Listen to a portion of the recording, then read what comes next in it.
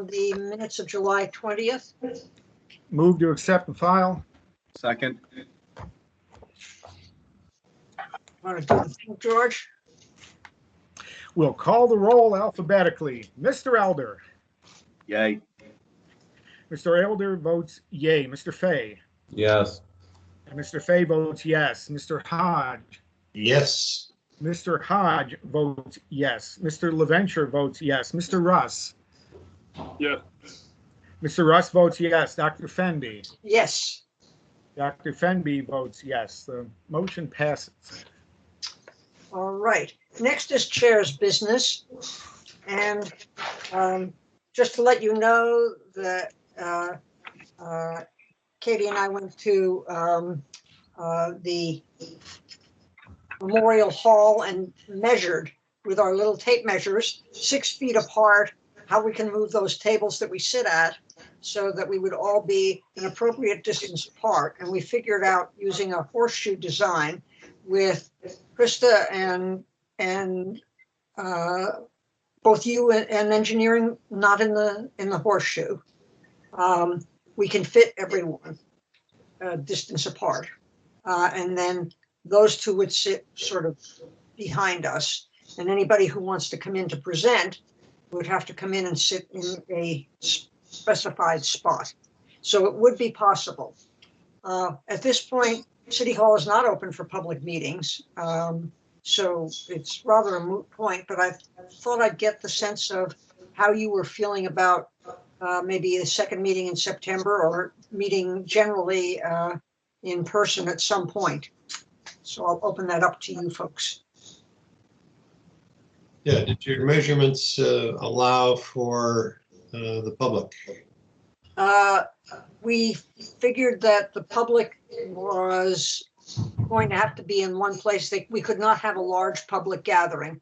What did we decide? Like 4 people or 5 people in one section, and another section about the same. So small groups of people could, but not large groups. So it would still have to be videoed. And we could certainly do, as the city council does, you know, a mixture of video and in person. What are your feelings?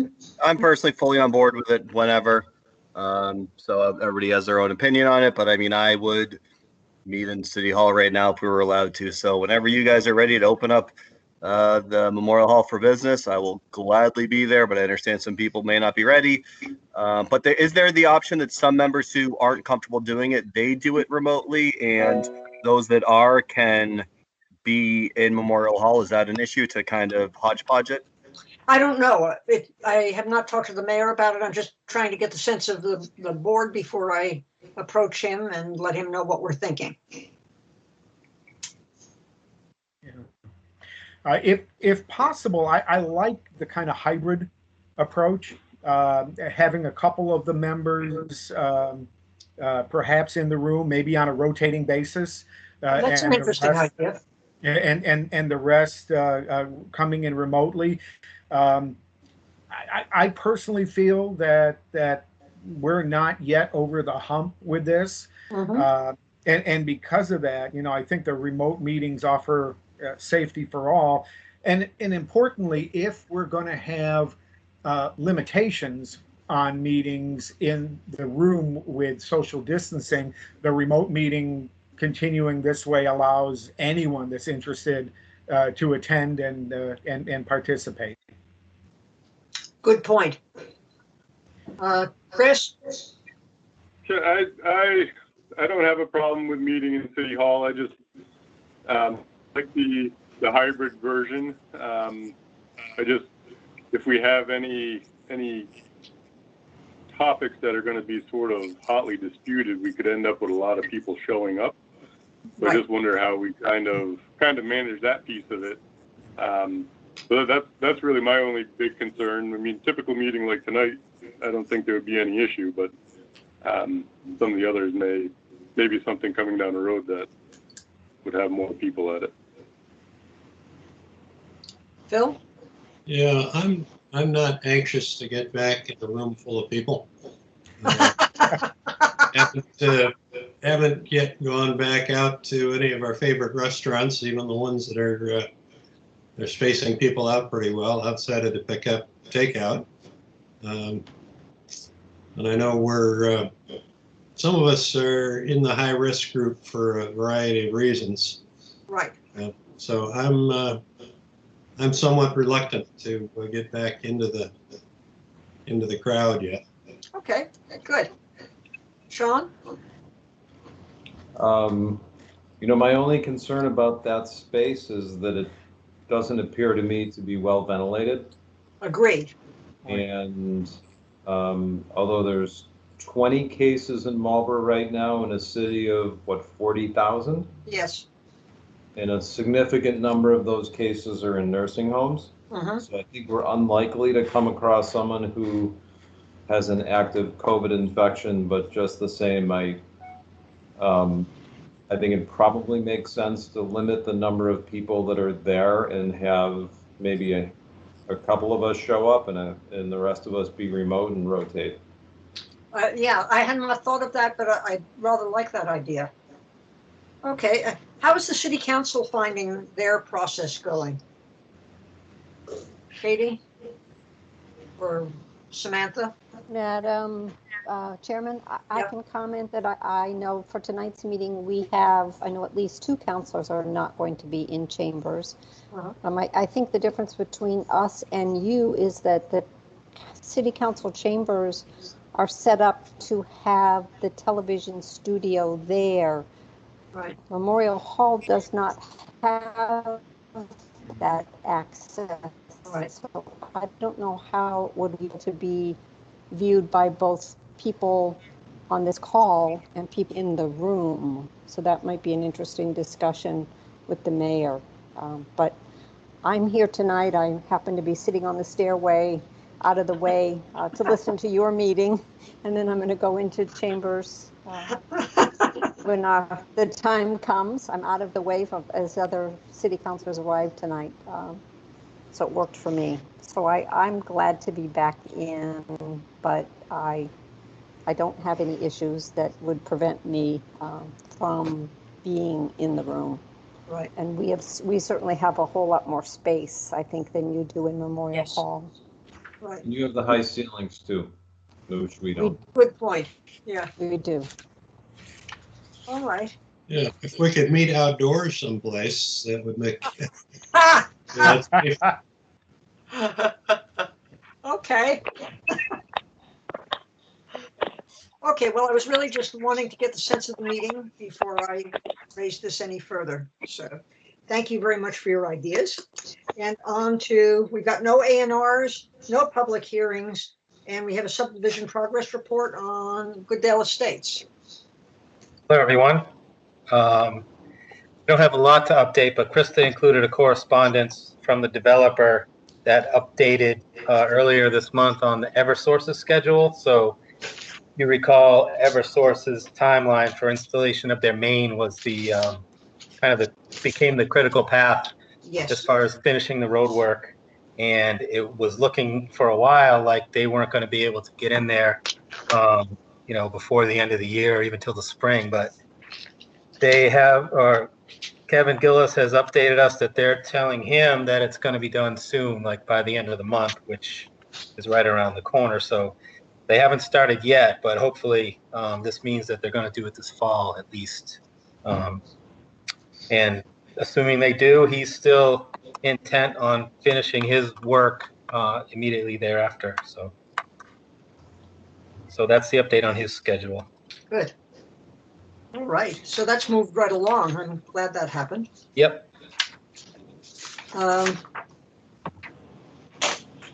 George, do you want to read the top of that letter regarding the gas line so that it's part of the public record? Absolutely. From Kevin Gillis to Krista Holme. Krista, I am fine with the PDF. If you are inclined, you can send the original to these offices. P.S. Eversource just now informed me that they expect the gas line install to be completed at the end of August. We will shortly thereafter undertake pavement, sidewalks, and as-built to wrap this up. Kevin. Okay, I'll have a motion to accept and file. So moved. So moved. Who was the first and who was the second there? Matt and Chris, I think. Okay. Correct? Sounds good. Okay. All right. Mr. Elder. Yay.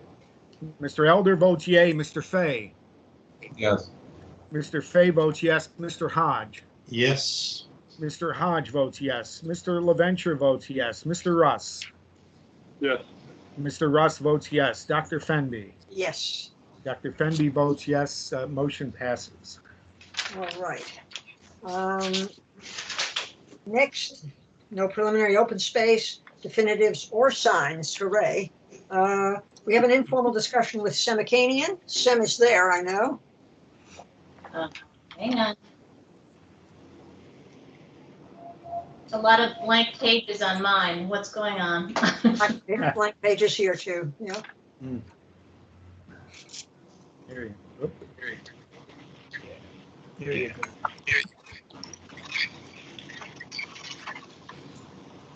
Let me try closing it and opening it again, maybe. Yeah, if it's been open for a while, sometimes it takes a little bit of time to just reload. Oh, I don't know.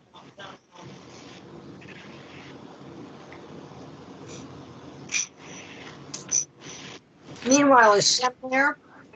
Yeah, I can go ahead if you want. Why don't you start to walk us through it? We do have the stuff in front of us. So maybe you can Oh, tell us okay. what the issue is.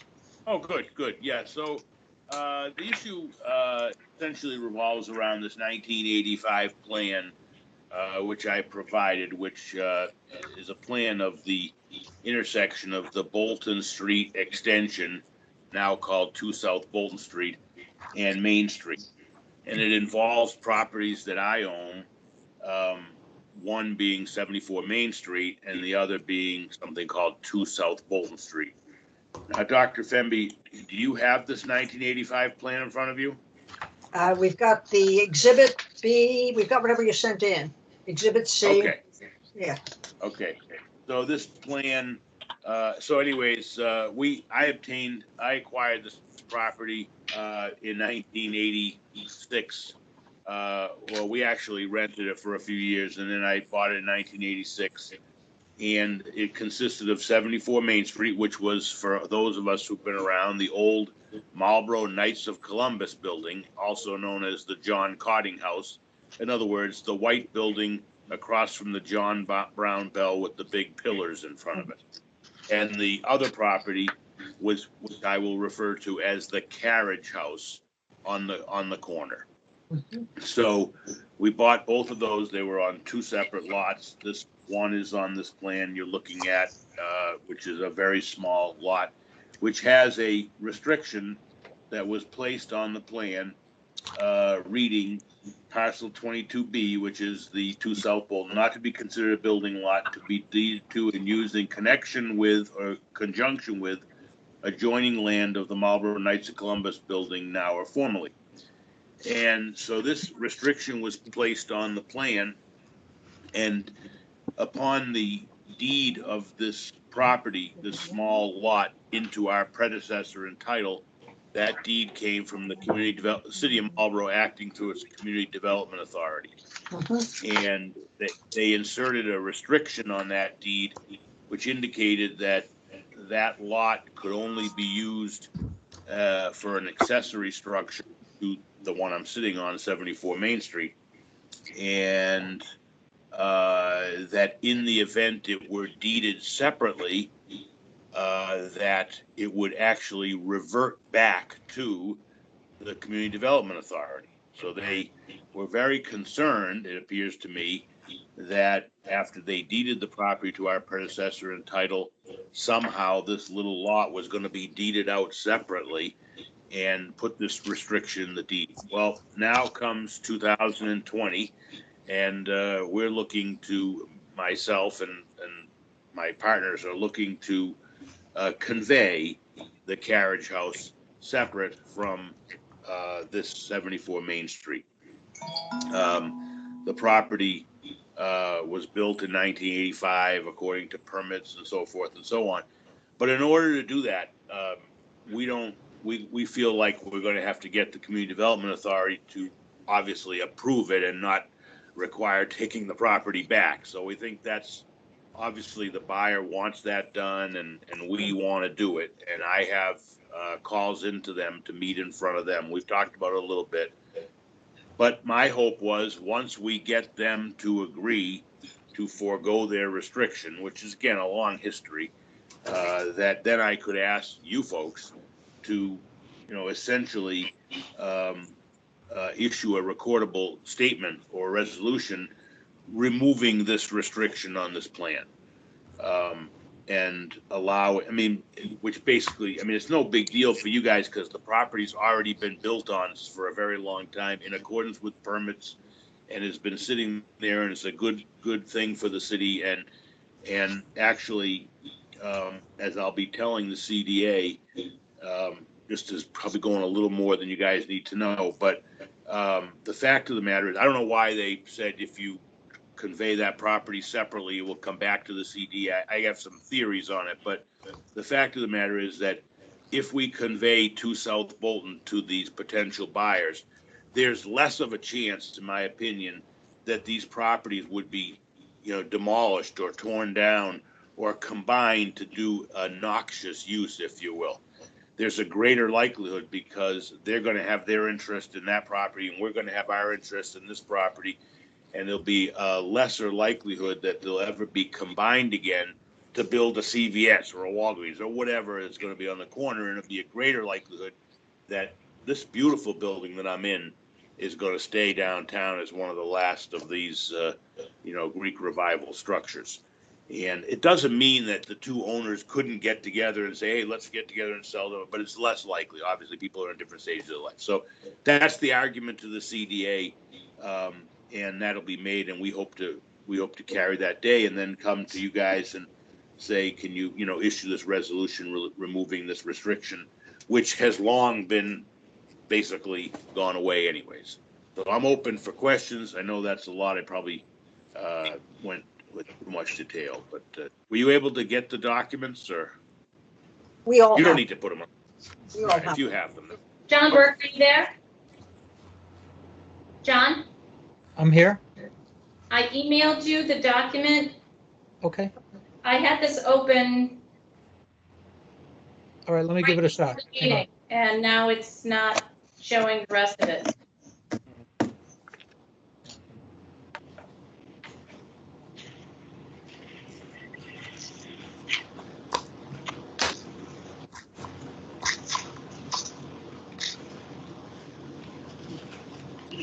Tom, this looks like a very small lot.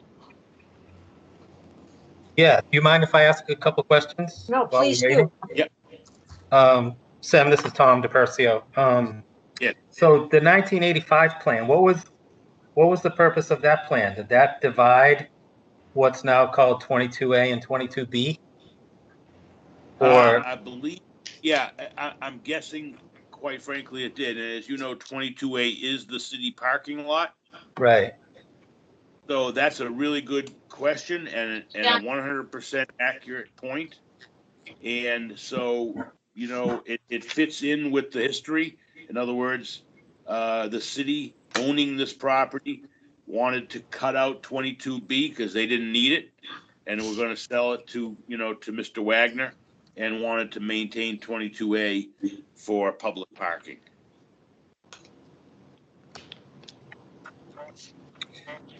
Okay, so the building was there and they cut off just enough. They divided it, I guess, to cut off the parking for the city and leave the remainder on the 22B. So I can see why they said it's not to be considered a separate building lot. But what exactly is the other restriction what does that say that you want to have removed? No, well, I don't want to have it removed by the planning board because they're not involved with it. First of all, we should understand that. And another thing that I'm not 100% sure whether when this plan was done, this building was completed or not. This 2 South Bolton Street. I'm not 100% sure. My guess is that it wasn't completely built at that time.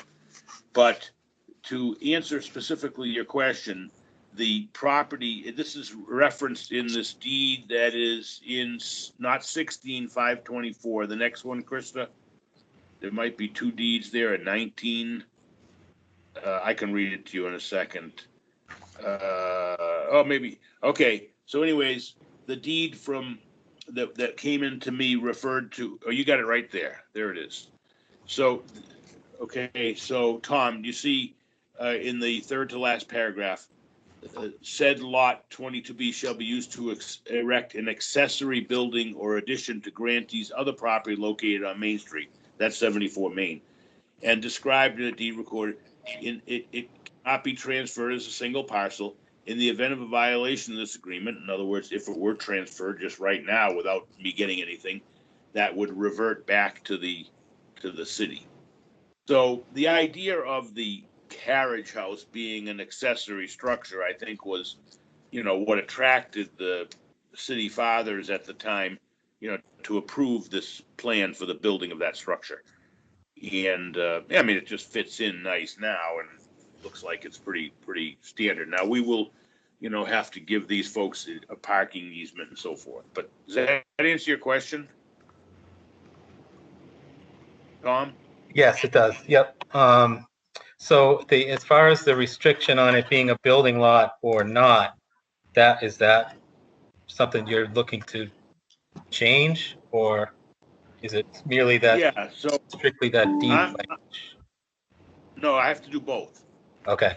And I'm not coming to you until I get the deed language taken care of, because I think that's the more crucial one. I mean, it's pretty hard to worry about this approval, this note on the plan when the building's already there. Okay. Right. And it's been there pursuant to appropriate permitting.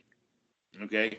Yep. So that's not, to me, I just wanted to get you guys in the loop on it. But really the more important language to get dealt with is the CDA. And I feel like if I can get the CDA to agree to waive this restriction, then it's just a matter of housekeeping coming back to the planning board and saying, can you, get rid of this restriction, which is not even a factor anymore. Yep. So my understanding sometimes on restrictive language in a deed like that is that it expires after 30 years. Would that be the case on this or no? Yeah. That's a really good question. And it is one that I had a long discussion with former city solicitor, Don Ryder, who I got along great with. I like Don a lot. He was very helpful to us. It may not be as simple as that, but Don's opinion literally. It never is. Don's opinion literally was that this had expired, that the city did not have this, or the CDA, this restriction did expire. And like many lawyers who do work for their own properties, I didn't write anything down. I didn't write it down when he told me that. I didn't take his site down. He gave me everything. Then, of course, he retired. But the thing that we knew all along was you and I, Tom, can say that they expire, and Don Ryder can say they expire. But if you're a buyer about to spend, $500,000 on a property, and it says that it could revert to, you're just going to be spooked out of your mind. Yeah. So I'm okay with that. We understood that. We got it. And so we agreed to take on this thing. But I guess it's a good argument to the CDA that, hey, you guys really don't have any rights here, but I'm not going to go that way. I'm just going to, I'm going to tell them it's going to be a benefit for all. Okay. Thank you. It looks like the proposed property line goes right through your building. Proposed property line, proposed. Are you talking about the so-called mortgage inspection plan? Yes. So, well, there is no proposed property line. I mean, keep in mind that plan is already in existence. Right. And it's close.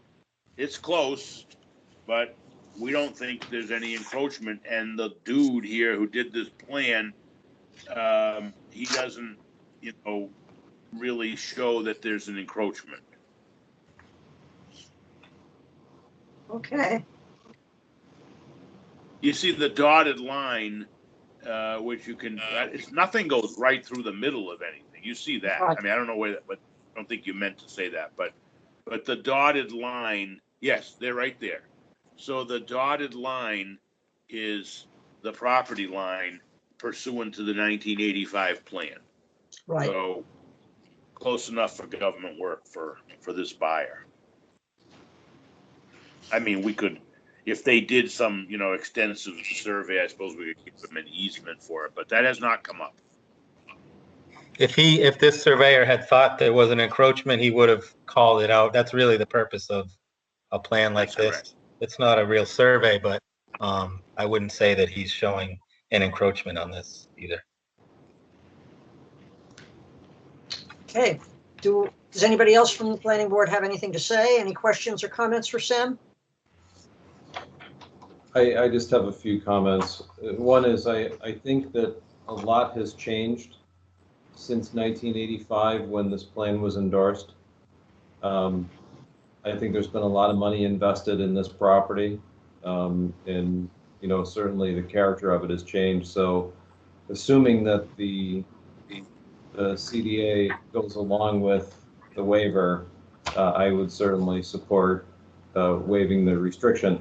That doesn't mean that he can go out and build a skyscraper there. It's just the existing footprint for the existing building. Good point. Okay. Other people? Comments? I'm taken by, Sean, who I've known for so many years, telling us how many things have changed, and both of us were shining on our scalps are shining on your camera.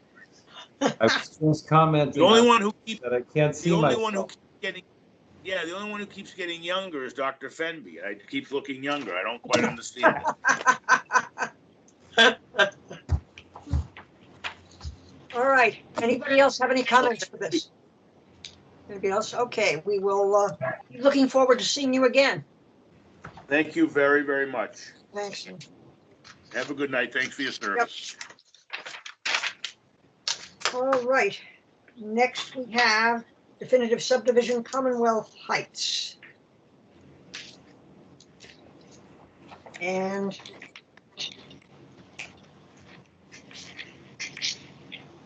is our assistant city solicitor here? I am. Can you hear me? Yes, can hear you just nifty. Great. Apparently, there were some 11th hour proposed changes to this subsequent to us getting the document. That's correct. And what happened as a result of that? Sure. And is Scott Weiss for the developer here? Yes. Yes, Okay. yes, I am. So we went through, and there are two changes to what was the proposed changes to what is the final covenant. One is as it relates to the language in paragraph 11. I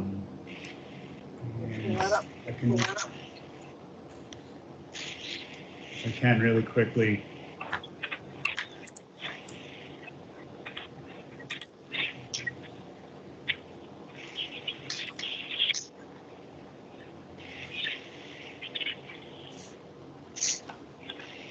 The second paragraph in section 11, where it currently reads "at the city's discretion," we changed the first part of that sentence to read, "The covenantor shall pay for and engage the services of a licensed site professional to be approved by the city." And that is the sole change to paragraph 11. That was done for the purposes of clarifying what the role of the LSP will be, that the covenantor shall be, paying for the services, and that the city shall approve them. That's. Do you have that in writing so we can see it? We do. I just sent it to Krista minutes before the meeting started, so I don't know if she's able to pull up that language. Oh, there it is. Perfect. Okay, good. Thank you. And the second paragraph actually calls back to a meeting, I believe, in June in reference to a $25,000 fund being established for the purpose of compensating any of the abutting property owners. That did not make it to the final covenant, but I will let Scott confirm this, but this is with the assent of the covenantor on this to include this language in there. I did not add a paragraph number. I will insert this somewhere before the last paragraph, so I will have to make some changes if approved by the board. I will have to make some changes to how this is laid out in terms of the number. Scott, did you want to comment?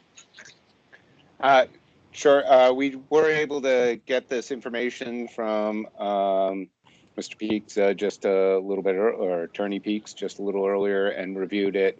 And as indicated, we have no issues with the additions or changes as noted. I did want to have our legal review, which I wasn't able to get, but in essence, the terms are, the added condition is fine. I know that was an item that was discussed, did not make it into the covenant before, and we have no issues with it being added.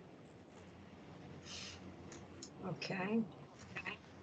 Does anybody on the board have questions or comments about other items on the? I just had I just have a question about the new paragraph. So, Mr. Weiss, I know in June, I forget which meeting it was, I think it was June 20th, we discussed the $25,000 fund, which you agreed to, which we really appreciated. But I'm not sure that we had talked about the details of that fund, where it would be held, the process for an abutter to present a claim. I think that is an open issue that perhaps we should have dealt with at that meeting, and I don't think that we did, at least not to my recollection. So, do you have any thoughts about the mechanics of how this should work? And we're open.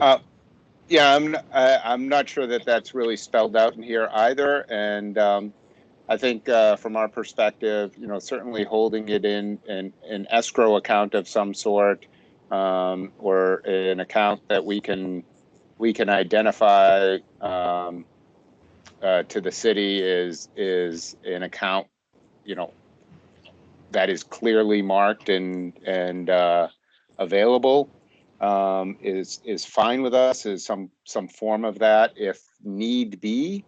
In sort of the other option is we would send a check to the city to hold, but I'm not sure that you guys want to be the holders of those funds and work that way. And I would, for any requests for compensation for any damages, certainly we would want to address those directly if there were any issues. But if something came to the city, we would want to rely on probably the city engineer to be able to inspect and confirm. So would you be comfortable with the city engineer, the one that would make the decision as to whether or not the abutter was entitled to compensation? Yes, we would. And so they would file the request with you and with the city simultaneously? So that's certainly possible that they can file a request with us and the city at the same time. We would actually prefer if they would file with us first, and we can see if we can work out a reasonable solution prior to engaging the city in the discussion, but happy to work it out either way. I think really what this comes down to is the developer being responsible to neighbors and willing to have a conversation. And someone calls you and says, "Hey, you were doing the grading on that lot, and all of a sudden my house is black and I need to get a power wash." I think we had envisioned more serious damage than that, but willing to have the conversation. But if you're willing to have the city solicitor be the city engineer be the final decision maker, that certainly sounds very reasonable to me. We agree. I'm sorry. Does this need to be spelled out in the covenant, do you think? I would say so. I would agree. agree. It would be something that would need to be worked out between the, someone from our legal department and from the developer. But, the question is, can we, assuming that the rest of the covenant is acceptable to the other board members, can we vote tonight to endorse the covenant as amended with that language similar to what we discussed? That would be a board. And maybe Attorney Peace could give us his opinion on that. Yeah, if there's a motion to, I believe there'd have to be a motion to amend the existing covenant to include this language, and a motion to approve the covenant as amended. And I think with those, if those two things are put affirmatively, I think that allows the board to move forward with the plan itself. Thank you. Do we need to write the exact language tonight, or can we spell out the essence of the agreement on this one draft? Yeah, I mean, we're talking at this point. It's the administration of this paragraph, which I imagine may even change over the life of the covenant itself. I am fine with the language in there, as written. If the board wants to move forward with this being the sole language of the covenant, I did, to be fair, I did have a lot of the same concerns regarding the administration of this funds, and I look forward to working to hammer out those details. Well, my concern about not having the details in the covenant is that Mr. Weiss may be gone someday, and although we have an agreement, his successor isn't at this meeting. Right.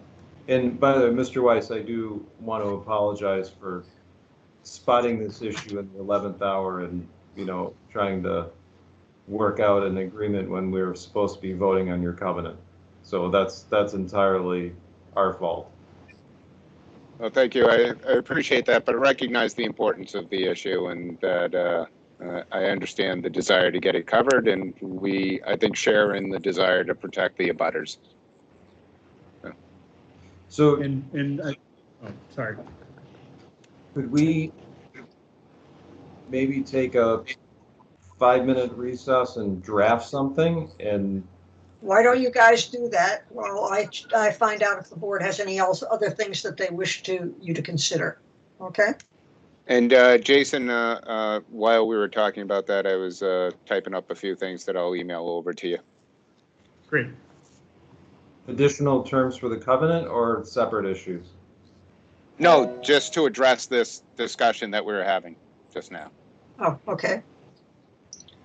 Does anybody else on the board, having looked at the covenant, and certainly there are some things here that pertain to this piece of property, but not generally covenant. Anybody else have any other issues that they feel were not raised or were insufficiently covered? No? Everybody else is okay? All right, well, if you want to go ahead and draft that language and get back to us in a few minutes, that would be great. And meanwhile, we will read the letter into the record.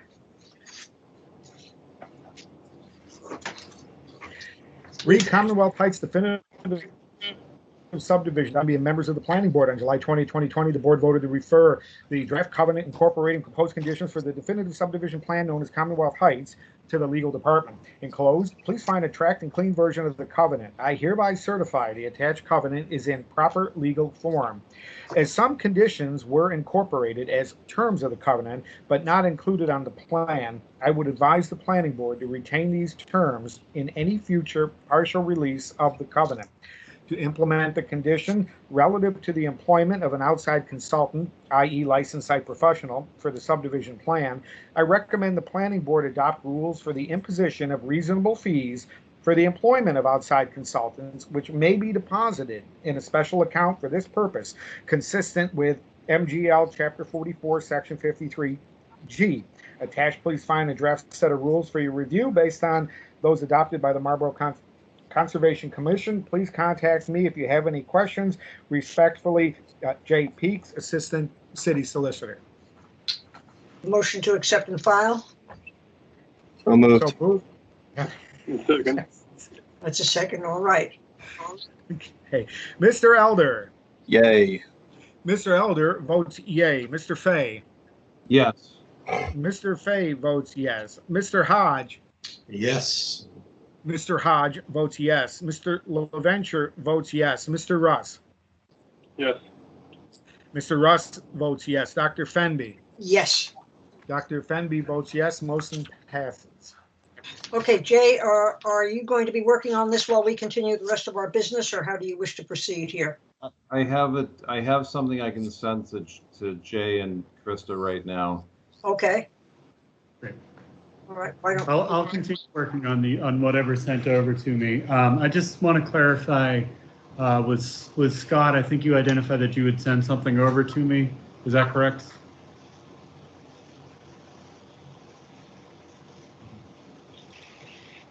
Sorry, I was muted. I was just typing an edit and going to send it in a moment as well. I'm sure it might be a little bit different than Member Fay's, but I'll send it and you can piece together what you need to. That sounds great. Jay, I just sent it to you and to Krista for the public record.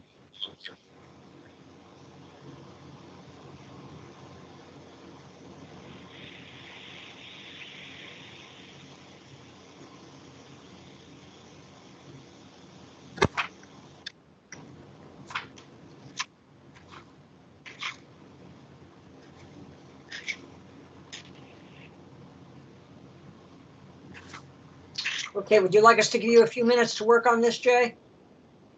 If you could, that'd be great. All right, I'll have a motion to temporarily table this and to continue on with the agenda to come back to it later. So moved. Second. All right, calling the roll. Mr. Elder. Yay. Mr. Elder votes yay. Mr. Fay. Yeah. Mr. Fay votes yes. Mr. Hodge. Yes. Mr. Hodge votes yes. Mr. LaVenture votes yes. Mr. Russ? Yes. Mr. Russ votes yes. Dr. Fenby? Yes. Dr. Fenby votes yes. Motion passes. Okay, let's move on to the endorsement of Commonwealth Heights plan.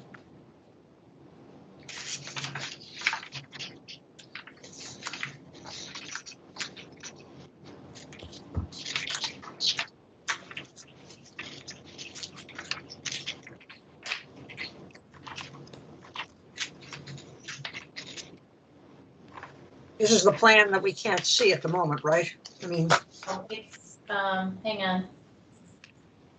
I think we have to wait for the covenant to be voted on prior. Why not? right, so then we'll skip down to George and his show and then come back. All right. All right. First of all, I just wanted to thank engineering. Mr. Collins did us a great service, I think, by assembling documents. Ms. Holme as well, likewise, gathered some more to create the 150-pound package, I think, that was delivered to your doorstep. Also, thank you to Mr. Russ for his help in this effort. There's some thoughts that we have for you. One, our goal was a decision tree to follow for the subdivision application, either preliminary or definitive. But the process chart that you received in your package provided by Mr. Collins, I think, provides a really nice visual process or workflow to complement the timeline-based versions we've all seen. And that's also included, I believe, later in the package there. Seems that the current printable version of the Marlborough Rules and Regulations governing the subdivision of land does not include a table of contents like the 1991 version did.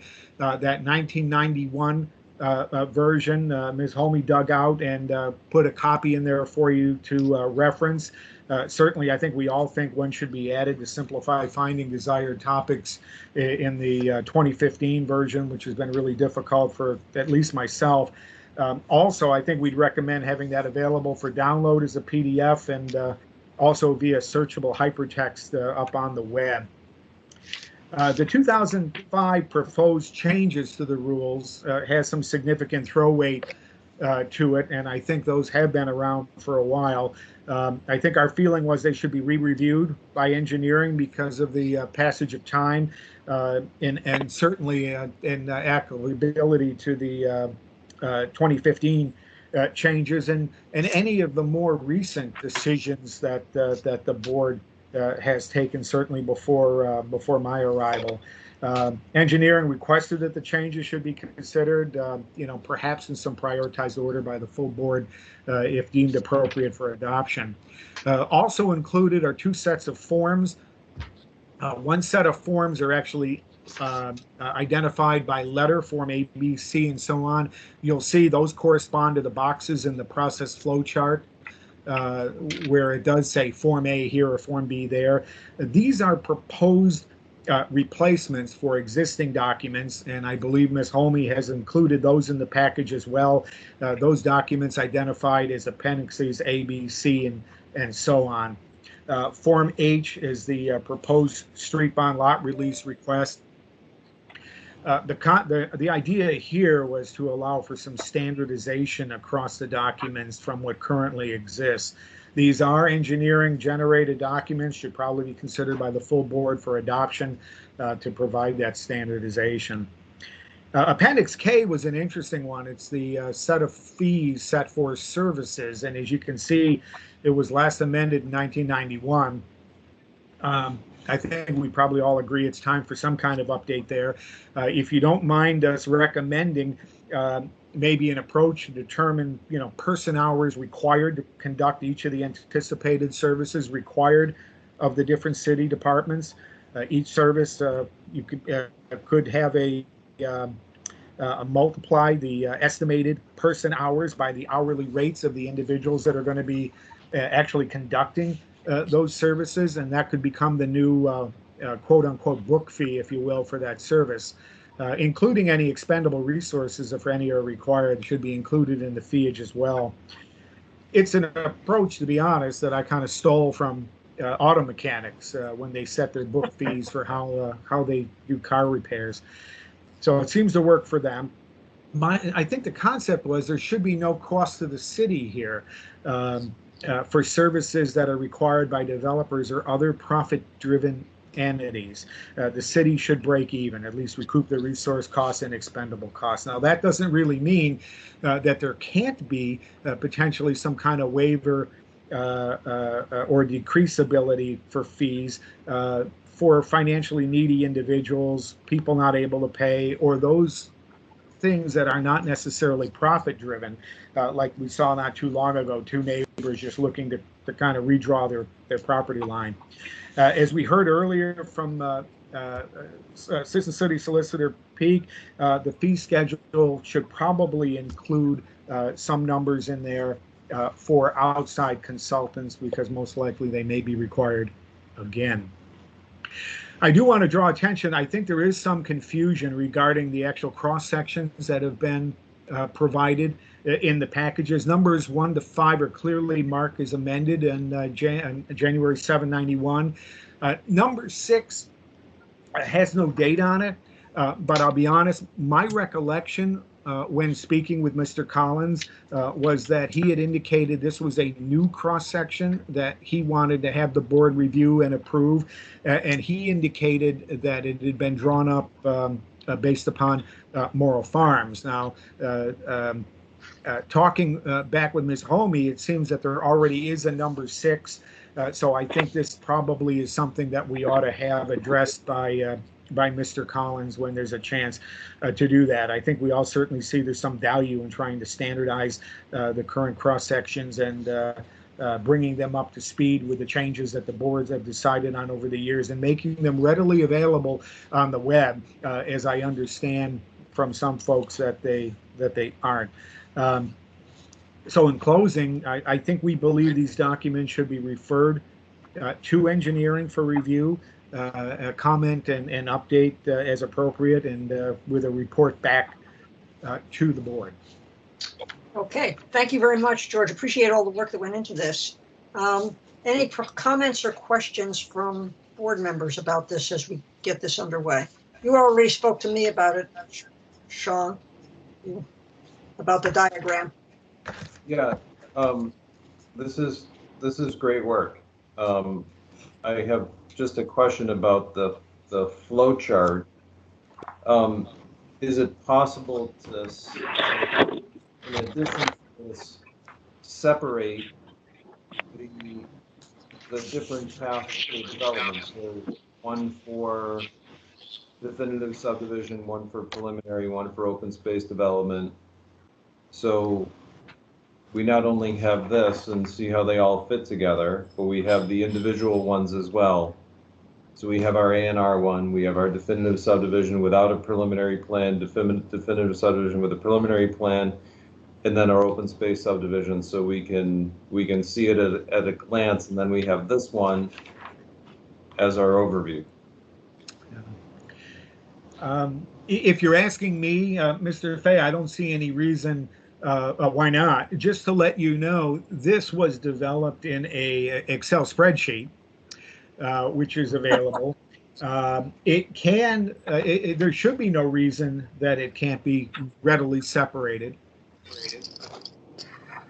Okay, so that is a question that you would like to go back to engineering with. Is that correct, Sean? Yeah, I think it would be helpful because we're, when we do something like this, it was sort of like that a Butters guide that you stuck me with when I first came on the board to draft. Yes. So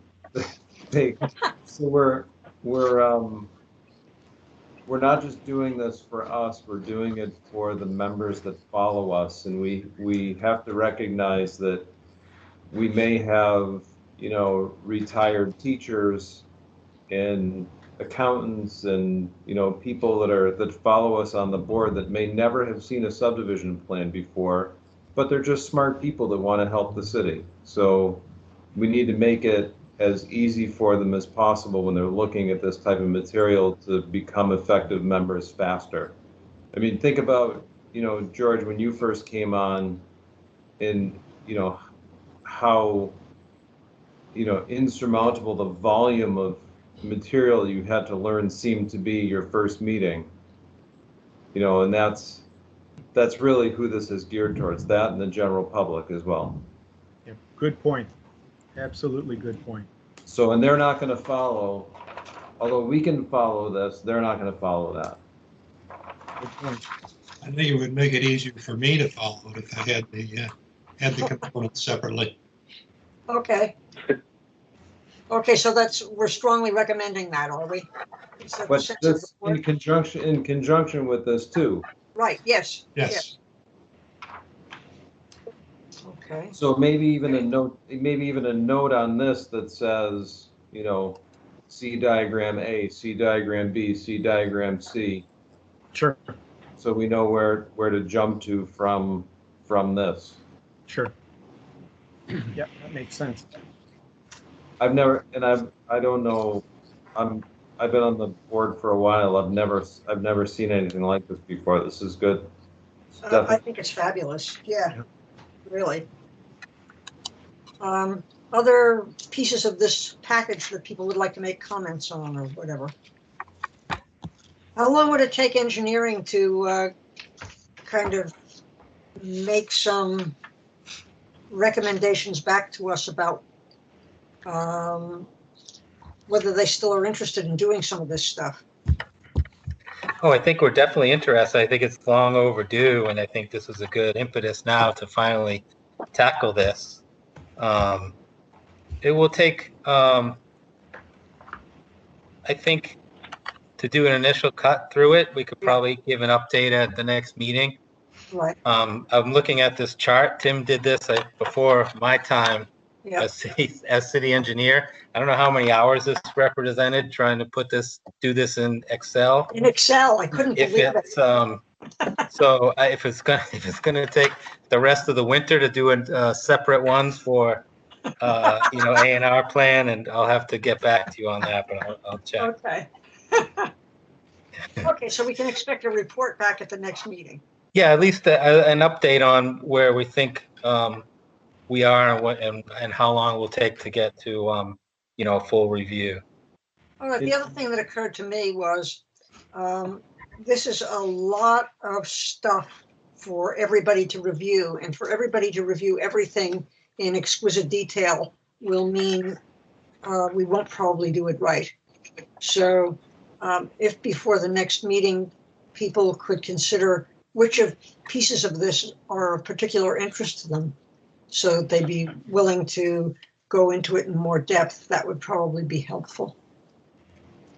Any other comments or questions? Yeah, just one more. I don't know who's still with us other than board members, but just in case there's anyone else listening, this is all about we're moving towards best practices and helping us not make mistakes. You know, that's the reason we're doing it. Good point. And I also like George's view that this needs to be online and readily accessible, which is not the position we're in right now. So, well, we're moving in this direction. So do I have a motion to refer this back to engineering? So moved. Have a second? Second. Calling the roll, Mr. Elder. Yes. Mr. Elder votes yes. Mr. Fay. Yes. Mr. Fay votes yes. Mr. Hodge. Yes.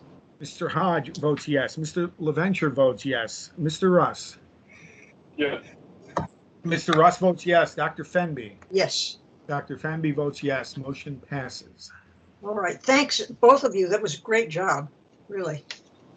George did all the heavy lifting, so. Hey, you were busy looking at those walls. All right. Can we go back now to the legal department? Are you still here? I am still here. I received an email from Scott Weiss and also from member Fay in an abundance of caution, because this is what we do here in the legal department. I would ask that those emails just be read into the record, but we do have an amalgamation of what was put together. They look, it makes sense to me in terms of what's been, I don't know if that's the red line version, but what's on the screen now should reflect the changes as proposed by Mr. Weiss and then from Mr. Fay. Mr. Weiss, does that meet your satisfaction? I'm just reading what's on the screen, confirm that's what I saw, and that is acceptable to me. Okay, Sean?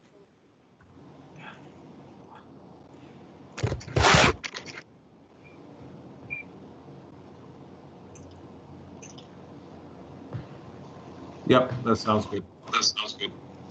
All right. So now we have two corrections. Is it possible to get the two corrections on the same page so people are clear what they're voting for? There's this one. Do we want to read the emails into the record now or at the end? What? Oh, sorry. Go ahead. I'm happy to read them in now, or if this should go through Krista, or but I'll forward the emails over to Krista as well so they can become part of the record. That's fine. Okay, and if you'd like to read them that would be fine as well. So from Sean Fay, 7:42 p.m. Title is Commonwealth Heights Covenant Amendments, and the language is covenantor shall deposit said fund in an escrow account and provide the city with proof of deposit. The city engineer shall be the final arbiter of when a distribution to an abutter is made to this fund. At 7:46 p.m., email from Scott Weiss, sweiss@gutierrezco.com, with an attachment. Hi, Jason, version with further revisions. And I have the right file.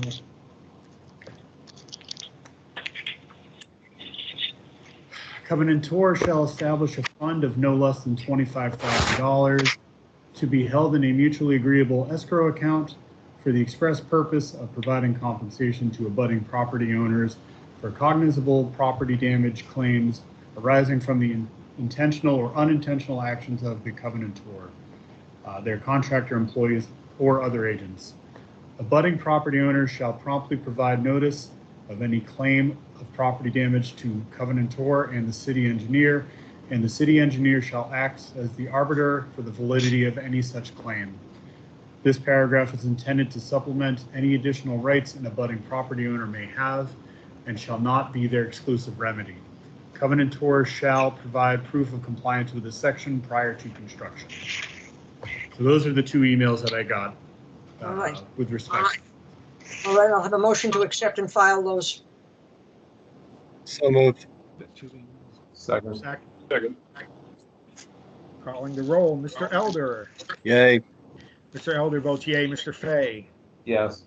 Mr. Fay votes yes. Mr. Hodge. Yes. And Mr. Hodge votes yes. Mr. LaVenture votes yes. Mr. Russ. Yes. Mr. Russ votes yes. Dr. Fenby. Yes. Dr. Fenby votes yes. Motion passes.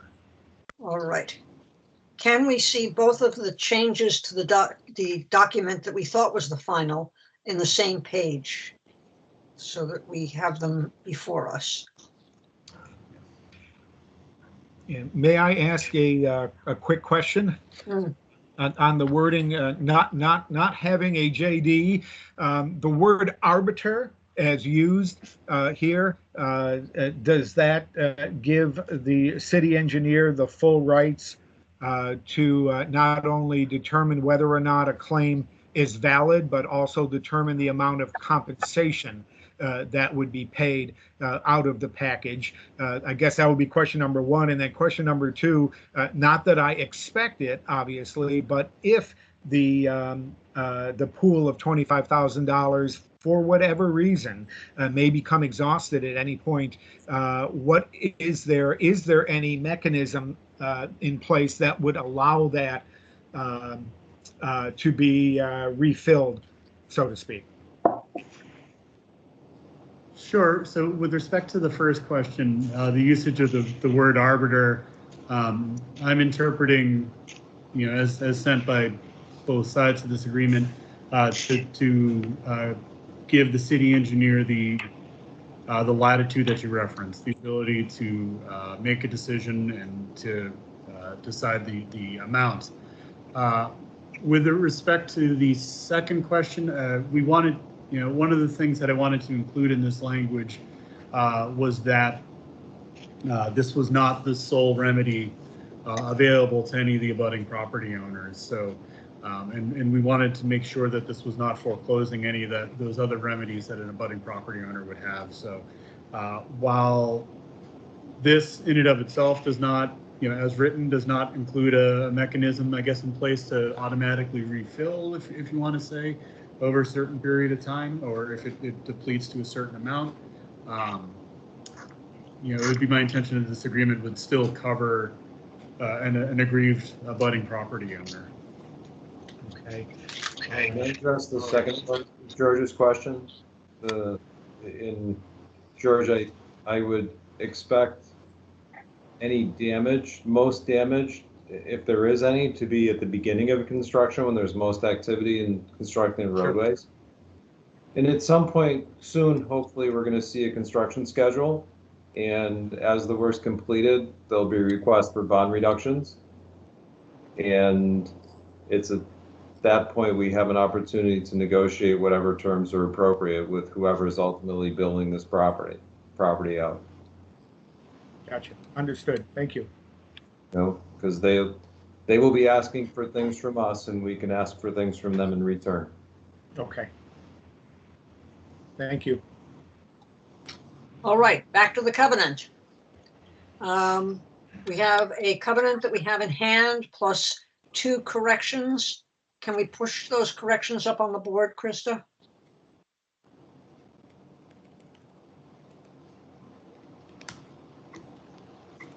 I will send those over again, just to be clear, which 2 are involved. The one is the one that we just worked on.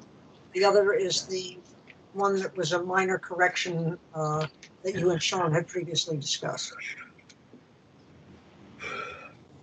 And while that's going through cyberspace, when do we see the construction schedule?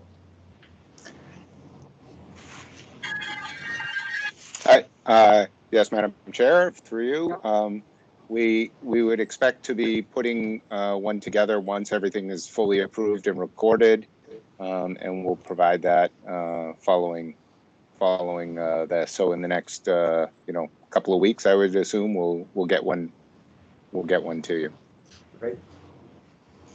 So, and I will add, I am mightily impressed at the similarities of our 2 recommended edits. I was too, yeah. Yeah, they including the use of our arbiter, which was rather surprising. But for a moment, I thought he was reading the same one over again. Yeah, quite similar. Pretty interesting. But yeah. I think we've only had one other developer who is willing to do this, by the way.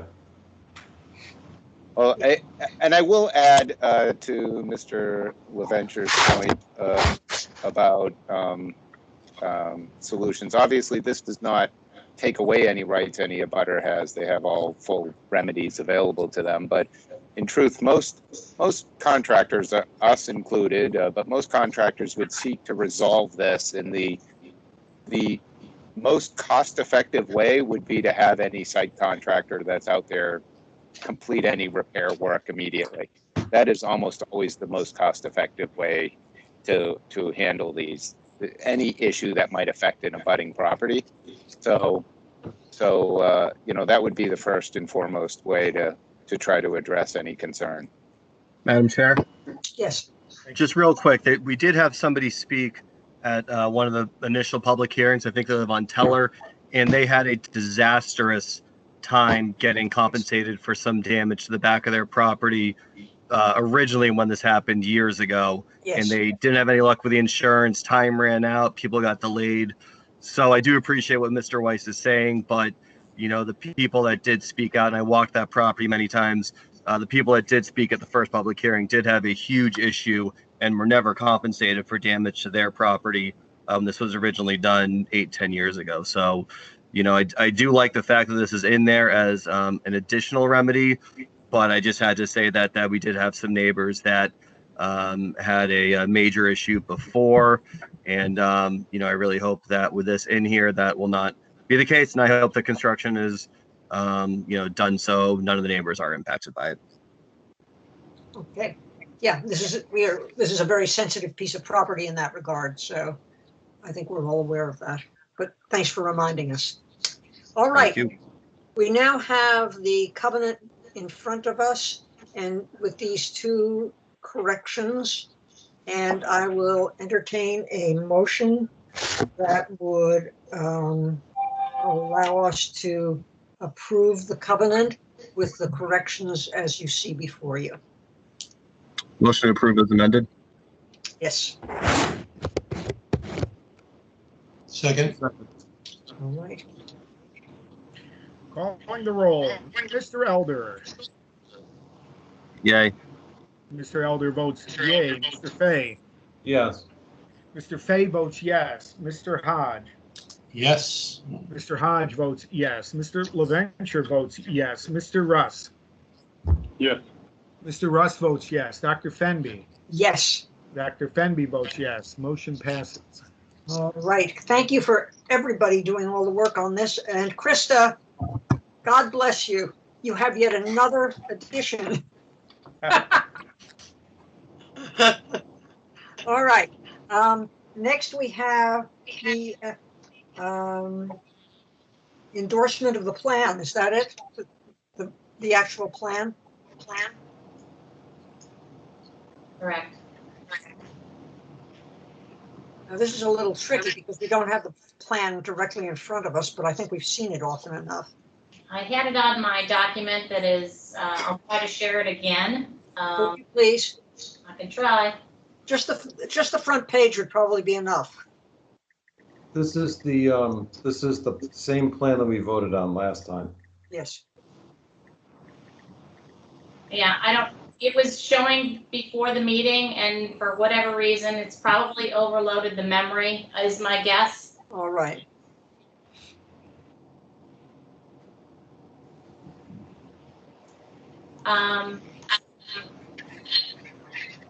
I have it, Krista. They're away from it.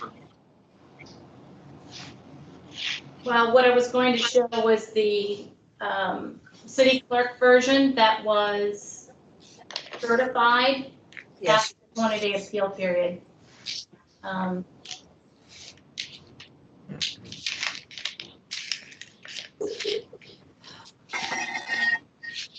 One moment.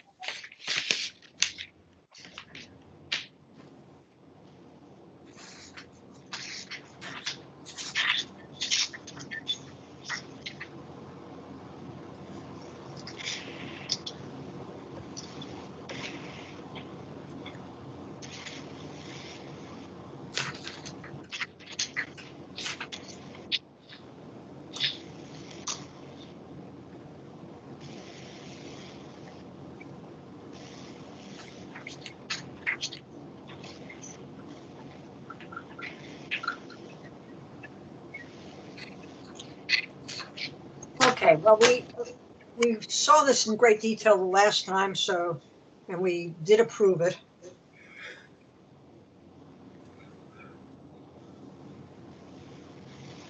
So at this point, we need to sign it. Is that it, Krista?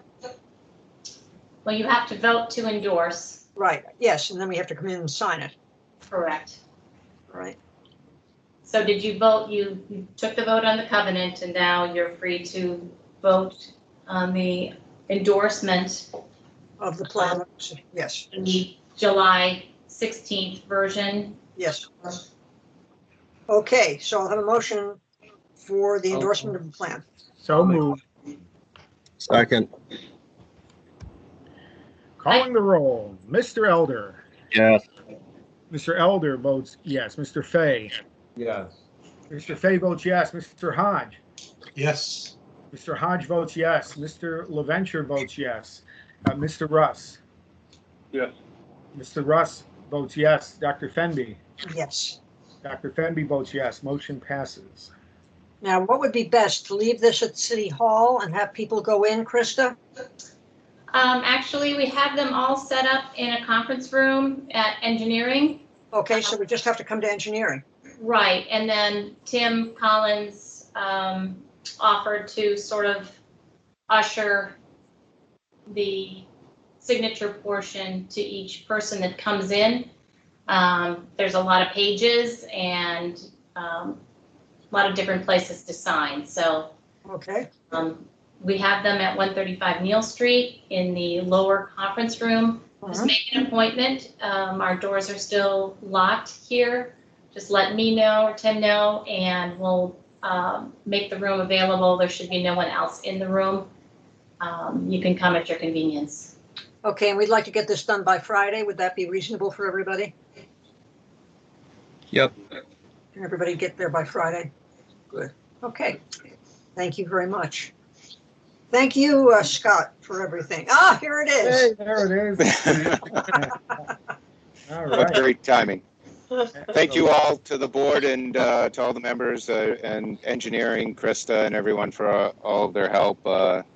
Legal, we understand it was a little bit of a long process, but appreciate getting to the end and appreciate everybody's time. Thank you.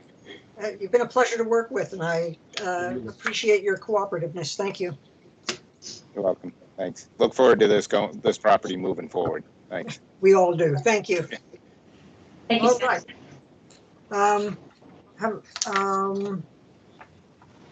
Motion to, we'll have a motion to accept everything under 12 and to adjourn the meeting, if we can have that motion.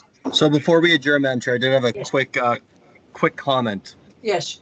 So I go to Hannaford at least once or twice a day, and a couple weeks ago I drove out of Hannaford and I noticed a massive painting on Aviva Trattoria that was painted. It had to have been the day before because, like I said, I'm literally to Hannaford every single day. And I emailed it to Pam, and I haven't heard much about it from her. I'd like to see something done. The Apex Center has been very not interested in our sign ordinance, and I guess it's one thing to put up some little signs here and there in the interior. They're illegal and they're irritating, but the little yard signs on there, Spine Road and stuff. But I did take exception to a 30 by 80 painting on the outside of their building with huge letters Aviva Trattoria. So I know they haven't really been very thoughtful towards our sign ordinance, but I really hope that we do something about that. And I understand, my business was destroyed by this, so I understand that restaurants are trying to do everything they can to get by right now. I certainly appreciate that, but I would hope that something is done, because there's a little difference between a little ribbon banner on the interior Spine Road and a massive painting on something that is seen on Route 20. Would you like us to send a reminder to Pam? And I hope so. And I know there's a lot of stuff. It's a big city, but like I said, Apex Center has just ignored every single issue with the sign ordinance, from their huge sign that had 1 billion colors on it to all the little eye drop sign, whatever they're called. But I did take exception to just a massive painting in, like I said, 80 feet long, 30 feet high, on the side of their building. Yeah, that was a big surprise to me. Are you requesting that the board ask for a feedback from sign people? Yeah, anybody else can chime in if they want, but I would appreciate that. Yes. Okay, why don't you make that in the form of a motion? So I move that we forward that to Pam Wilderman and hope that she could take a look at the sign and proceed as necessary with asking them to come before us or whatever she deems necessary. But I would like to see it forwarded to Pam for her opinion. Any second on this? Second. Calling the roll, Mr. Elder. Yes. Mr. Elder votes yes. Mr. Fay. Yes. Mr. Fay votes yes. Mr. Hodge. Yes. Mr. Hodge votes yes. Mr. LaVenture votes yes. Mr. Russ. Yes. Mr. Russ votes yes. Dr. Fenby. Yes. Dr. Fenby votes yes. Motion passes. Thank you, everyone. Well, thank you. Is there any other business that people would like to raise? Yeah. I just had one thing. Krista, can I buy you a good Sharpie and come and sign first?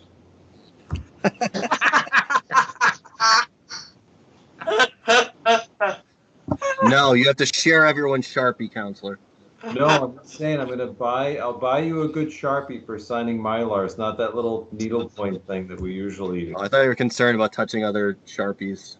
Well, if I'm not first, I do plan on washing it before I touch it, but that's something.